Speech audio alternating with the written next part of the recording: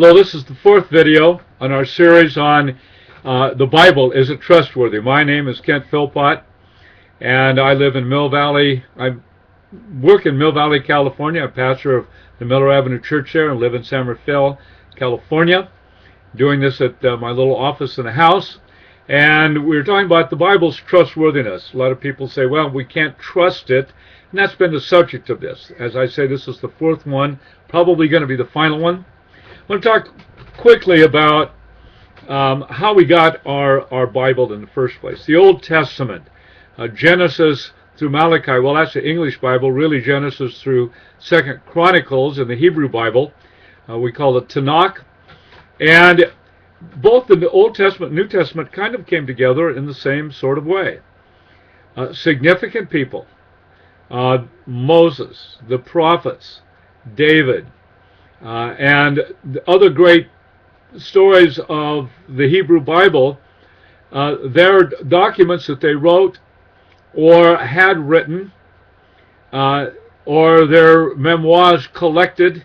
It's difficult to know exactly how some of this transpired, but they came together over a long period of time because they saw that it was important. It was a history of self-revelation of the God of creation. And so these documents were preserved and saved and put together. The first section was called the Torah, or the Pentateuch.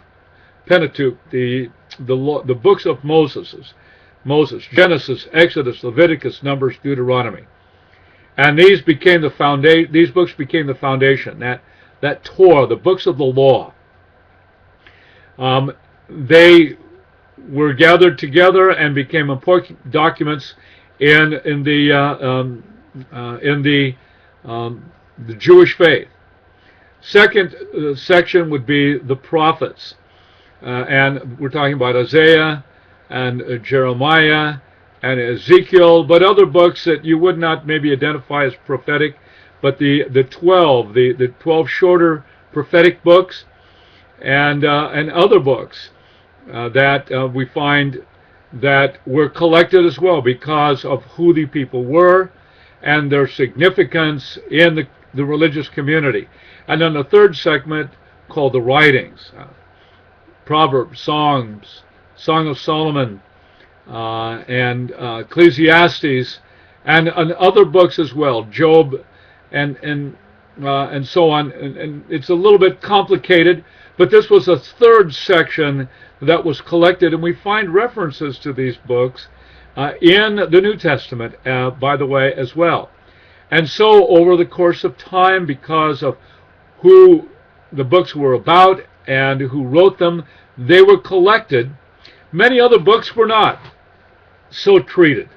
There were other books, the so-called apocryphal books, that were also written, a lot of them in between the days of the Old and New Testament in the interbiblical period, so-called, let's say from the 5th century to the 1st century A.D.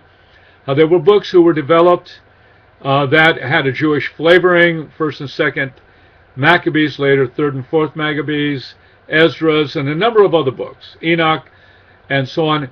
But they were not deemed, and by the rabbis themselves, as of the same reliability and the same stature of the books that we find in our Hebrew Bible. Now, when the Septuagint, or the Greek copy of the Old Testament, was developed toward the beginning of the 2nd century BC in Alexandria, Egypt, there were extra books that were included, and they ended up, for example, in the Catholic version of the Bible, the Douay version, because Jerome, when he translated the Greek into the Latin, called the Vulgate, he included those books because he worked with the Greek translation of the Old Testament. He knew Hebrew as well, but he relied upon that and used that kind of structure. So it was a long period of time that it took for the Hebrew Bible to be developed. Now we come to the New Testament period. As the original apostles began to die off, and Christianity grew, it was necessary that the life and teachings of Jesus be laid down in a written form to be used in preaching and teaching.